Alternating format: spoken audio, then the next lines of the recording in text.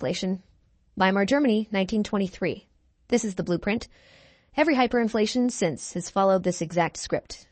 After World War I, Germany faced a problem. The Treaty of Versailles demanded 132 billion gold marks in reparations. That was about 50,000 tons of gold. Roughly $1.4 trillion in today's money. Germany didn't have it. The war had devastated the economy. Production was down, unemployment was massive, tax revenue collapsed. So the German government faced a choice: default on the payments and face military occupation, or print the money to make the payments. They chose to print.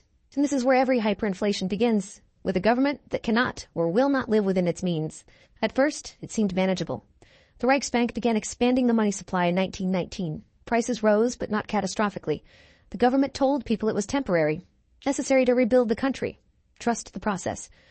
By 1921, the exchange rate was 60 marks to the dollar. Not good, but survivable. Then came 1922. France occupied the Ruhr, Germany's industrial heartland, demanding the reparations Germany couldn't pay. Workers went on strike. Production stopped. But the government kept paying the striking workers, with printed money, more and more of it. This is the acceleration phase, the point of no return. By the end of 1922, the exchange rate was 7,400 marks to the dollar. Inflation was noticeable, but people still believed the government had control. They didn't. The printing had already crossed the line from monetary policy to monetary suicide. 1923 is when the collapse became visible.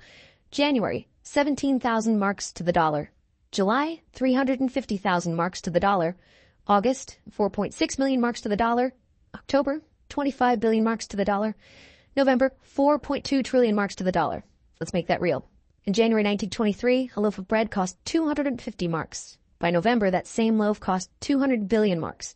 A single egg cost 80 billion marks. A kilo of butter, if you could find it, cost 6 trillion marks. Workers were paid twice a day. They'd run to stores at lunch to spend it before afternoon. Inflation destroyed the value. Restaurants changed prices while you ate. People used wheelbarrows to carry money because it was too worthless to bother counting. They burned money in their fireplaces because it was cheaper than buying firewood. The middle class was destroyed. Anyone who had savings and marks lost everything. Anyone on a fixed income, pensions, salaries, bonds, was wiped out overnight. Society fractured, crime exploded, political extremism surged, and out of that chaos came the Nazis. Hyperinflation didn't just destroy the currency.